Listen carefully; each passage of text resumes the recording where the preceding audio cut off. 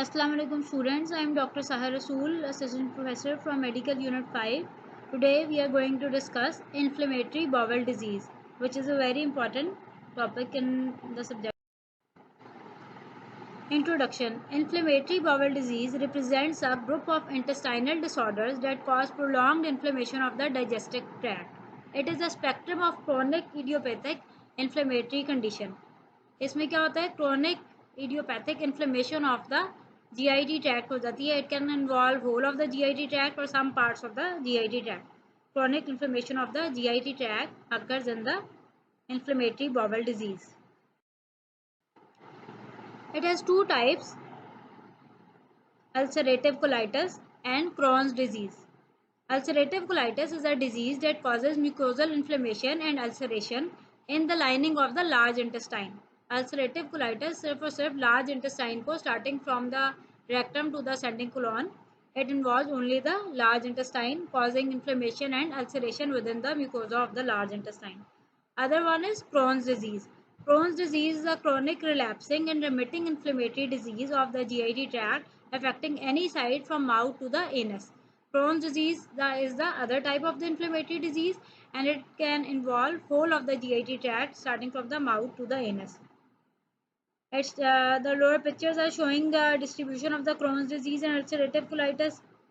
Crohn's disease involves whole of the small intestine, upper GIT tract, lower GIT tract. Ileocolic region is most commonly involved in the Crohn's disease, and it can also involve the colon. In ulcerative colitis, only the large colon is involved. Large intestine is involved starting from the rectum up to the ascending colon.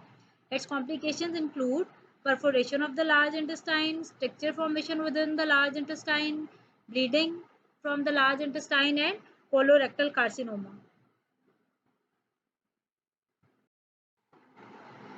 This picture is showing the inflammatory changes that occurs within the walls of the small and large intestine in Crohn's and ulcerative colitis.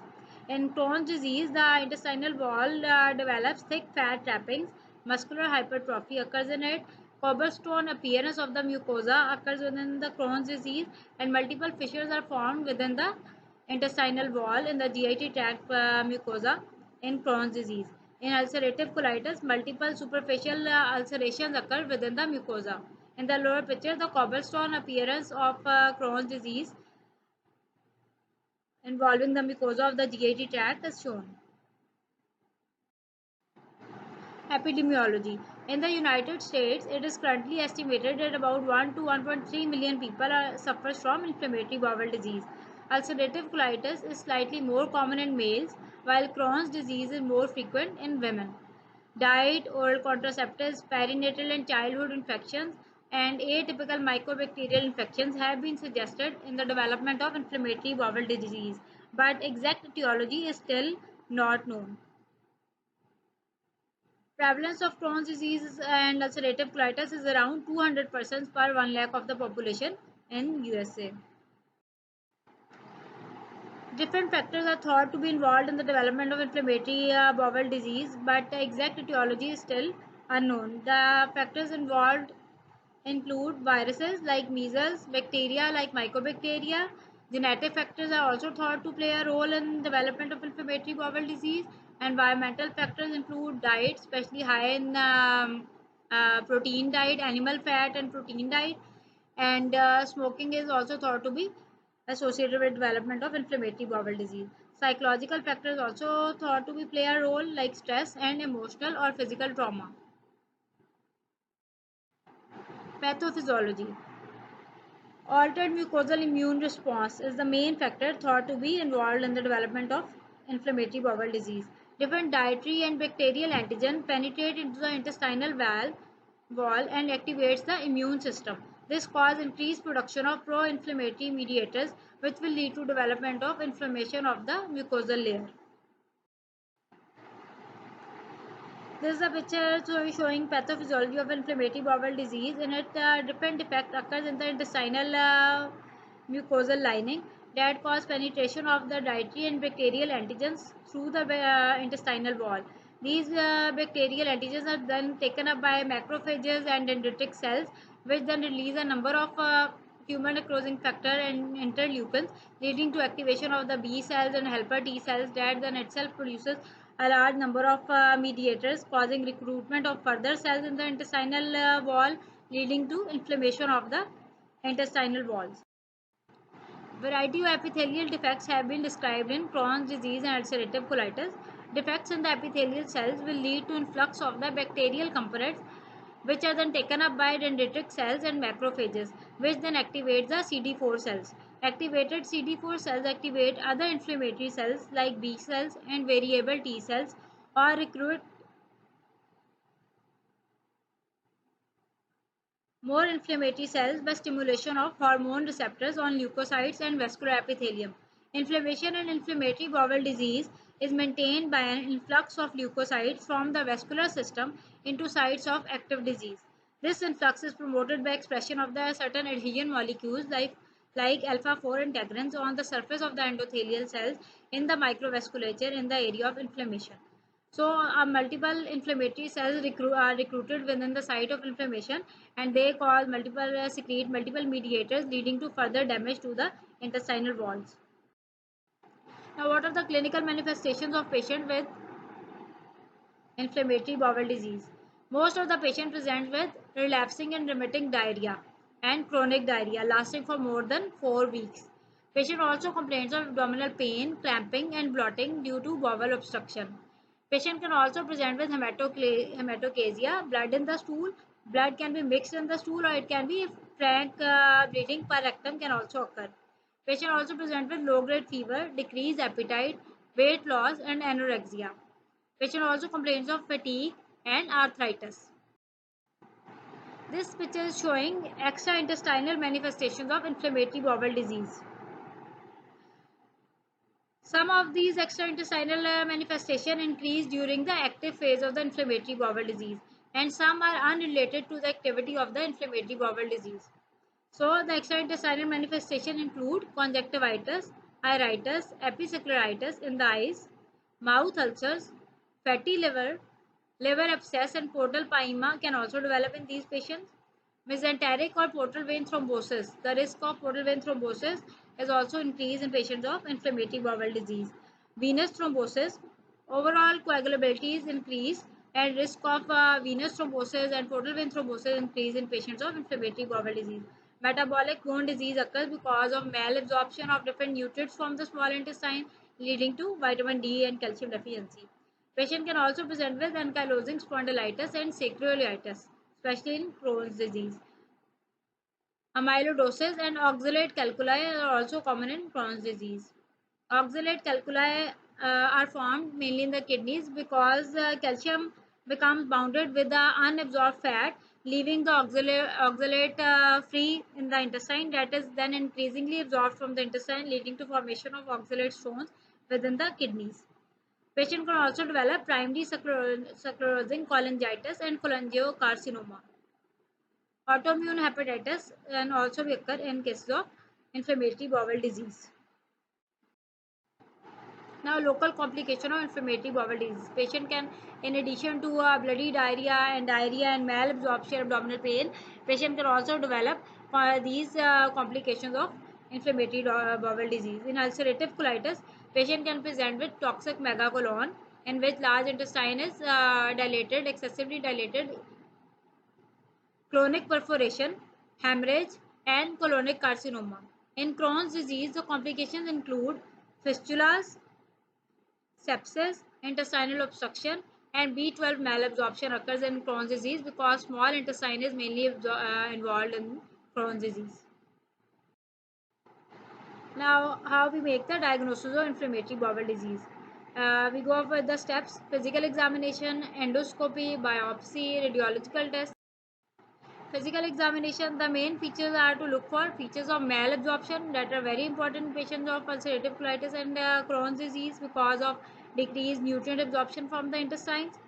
When small intestine is absorbed, oral aphthous ulcers that are common in Crohn's disease, abdominal tenderness and abdominal masses because of formation of intestinal obstructions and formation of fissures and fistulas, anal tags, fissures and fistulas, and nutritional deficiency. We can look for the features of anemia, Hypoalbuminemia, koilonychia will be present in these patients because of decreased iron absorption, and peripheral edema can present because of hypoalbuminemia. Now, the main gold standard test for diagnosing inflammatory bowel disease is endoscopy in case of Crohn's disease, and colonoscopy and sigmoidoscopy in case of ulcerative colitis when large intestine is involved. Colonoscopy helps to determine the pattern and severity of the colonic and terminal ileal inflammation and allows biopsies to be obtained. In cases of ulcerative colitis and those Crohn's disease in which large intestine is involved, colonoscopy helps to us both the visualization of the intestinal mucosa and taking biopsies from the intestinal mucosa. Endoscopic features are aphthous ulcers, deeper ulcerations, post-inflammatory polyps which indicate previous severe inflammation but always accompanied by intervening normal mucosa. Skip lesions that are shown by normal mucosa are present in Crohn's disease, which is an important differential feature between Crohn's disease and ulcerative colitis. Skip lesions are present within the Crohn's disease, and there are continuous lesions are present within the ulcerative colitis. Also, polyps are post-inflammatory polyps are found within the Crohn's disease. So, endoscopy is done within the Crohn's disease when the small intestine is involved.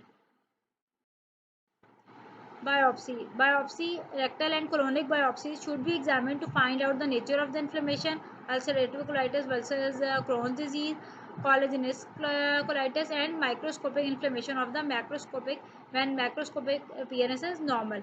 Biopsies must also be taken on colonoscopy and endoscopy to find out the microscopic features to differentiate between Crohn's disease and ulcerative colitis.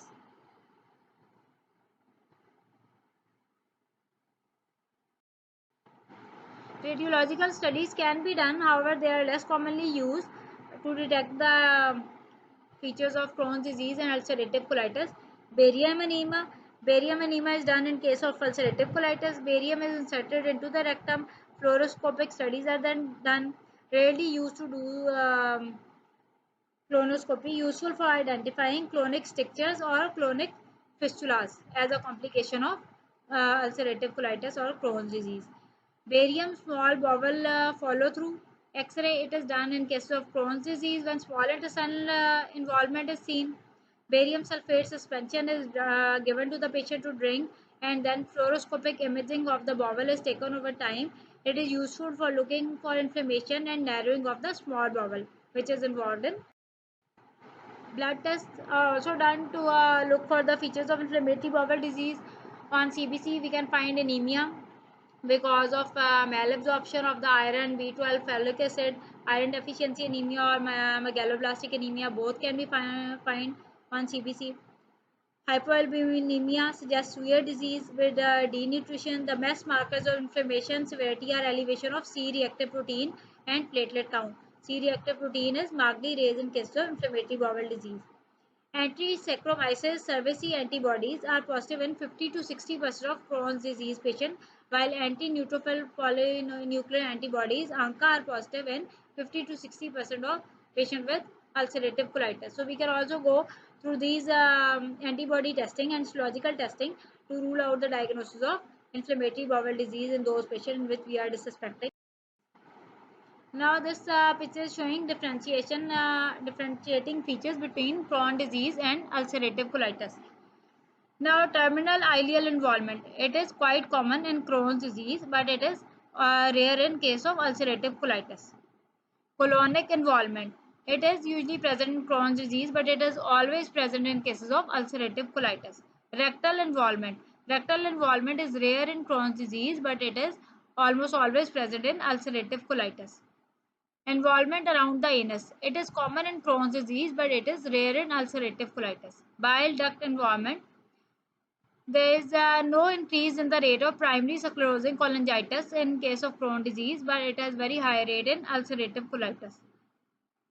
So, whenever a patient of ulcerative colitis develops jaundice, we must think of primary sclerosing cholangitis or autoimmune hepatitis in patients of ulcerative colitis. Distribution of the disease. There are skip lesions in Crohn's disease, patchy areas of inflammation are there, and in ulcerative colitis, there are continuous areas of inflammation are there. On endoscopy, deep geographic and serpiginous snake-like ulcers are present in Crohn's disease. However, continuous ulcers are present in ulcerative colitis. Depth of inflammation. It may be transmural and deep into the tissues. In Crohn's disease, the inflammatory lesions are very deep and they can extend up to the muscular tissue. However, in ulcerative colitis, they are shallow and mucosal ulceration. Fistula are common in Crohn's disease, but they are rare in ulcerative colitis. Stenosis is also common in Crohn's disease and it is rare in ulcerative colitis.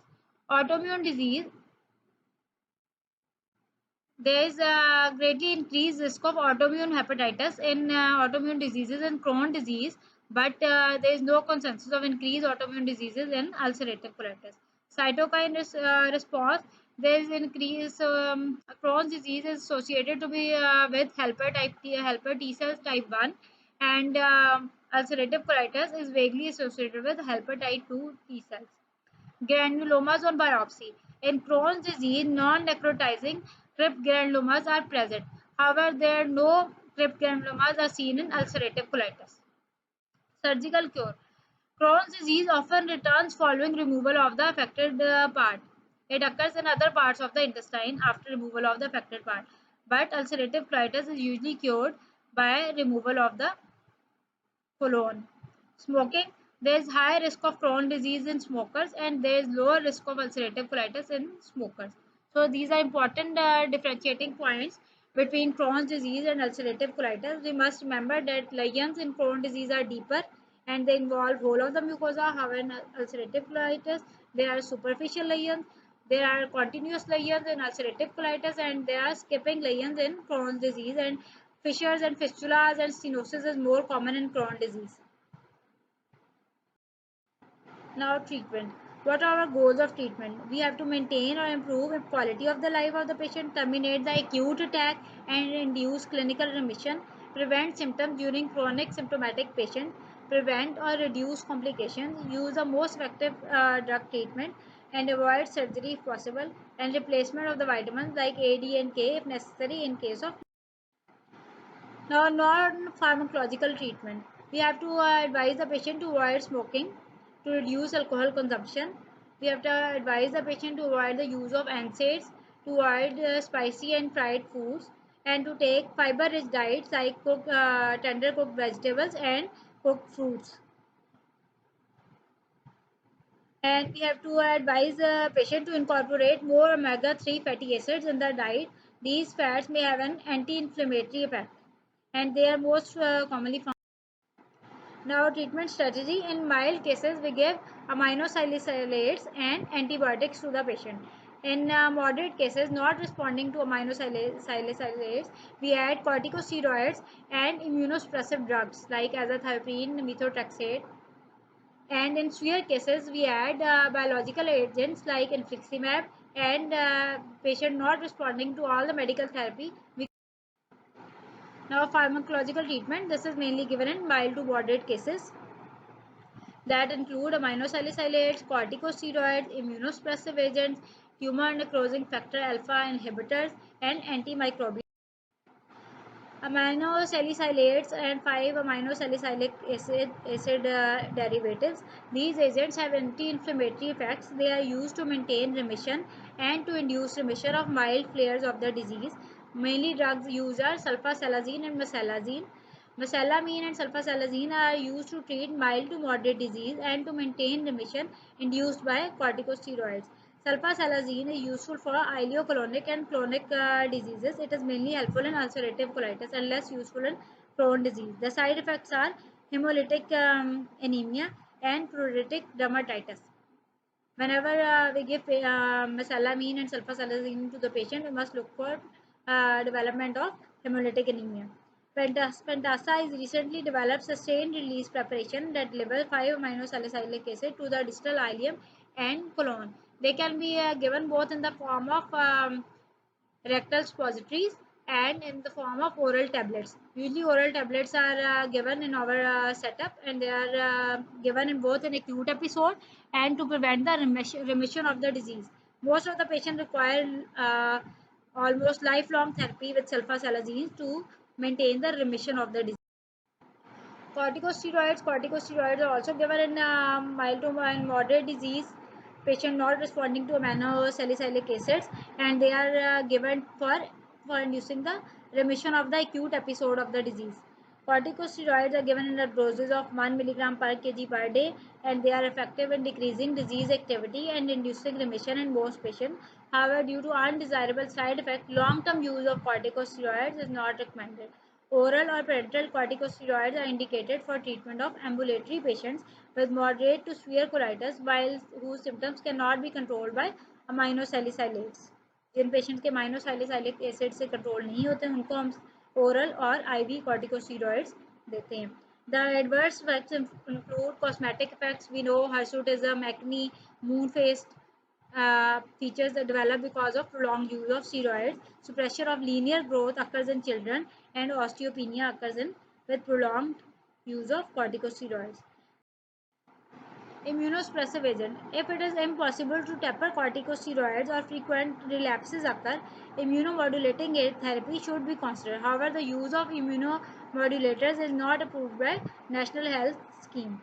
Azathioprine and 6-mercaptopurine are used due to their steroid sparing or steroid reducing effect. Since approximately 50% of the patient experience adverse effects from corticosteroids. जो भी patient को long term steroid देने की जरूरत पड़ती है, they have frequent relapses and remission, we stop the steroid and taper the dose of steroid in those patients, and we start azathioprine and 6-mercaptopurine as steroid sparing agents. Due to delayed onset of action, these agents are not used for treating acute colitis. Now, anti-tumor necrosing factor drugs. TNF inhibitors increase production of inflammatory cytokines, especially tumor necrosing factor alpha, has been described in both normal and inflamed mucosa. In patient with inflammatory bowel disease, excessive production of tumor necrosing factor alpha which cause further recruitment of the inflammatory cells and further damage to the mucosa. Now, so because of that reason, anti-tumor necrosing factor drugs are given in these patients with inflammatory bowel disease. These agents prevent the endogenous cytokine from binding to the cell surface receptor and exerting biological activity. These agents adversely affect normal immune responses. Thalidomide, originally used for sedative and antiemetic properties, has recently been shown to inhibit tumor necrosing factor alpha production by monocytes and other cells. So it is given in patients with inflammatory bowel disease. Infliximab is commonly used in patients with IBD, and it is a monoclonal antibody to tumor necrosing factor alpha. It binds free and membrane-bound tumor necrosing factor and thus prevents the cytokine from binding to. Adalimumab and golimumab is also human anti-tumor necrosing factor alpha monoclonal antibodies, and they prevent the action of tumor necrosing factor alpha. It blocks their action and decreases the inflammation caused by TNF in the intestinal membranes. Antimicrobial agents, different antibiotics are also given in patients to the patient in acute episodes of and in acute flares of ulcerative colitis and Crohn's disease. Mostly metronidazole and ciprofloxacin are commonly used in mild to moderate disease to prevent superimposed infections in these patients. Sensory neuropathy, which may be seen with long-term use of metronidazole, usually resolves completely or improves after discontinuation. Now, surgical treatment. In those patients who are not responding to pharmacological treatment, surgical therapy is given.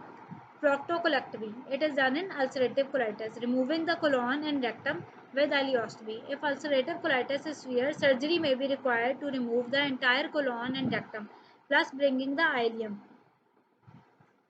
and of the small intestine through a stoma opening in the abdominal wall to allow drainage of the intestinal wastes out of the body.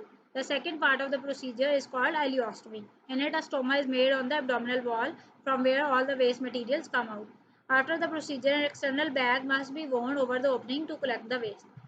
Restorative proctocolectomy, also known as ileoanal pouch and anal anastomosis. It involves removing the colon and rectum, but the patient can continue to pass the stool through the anus.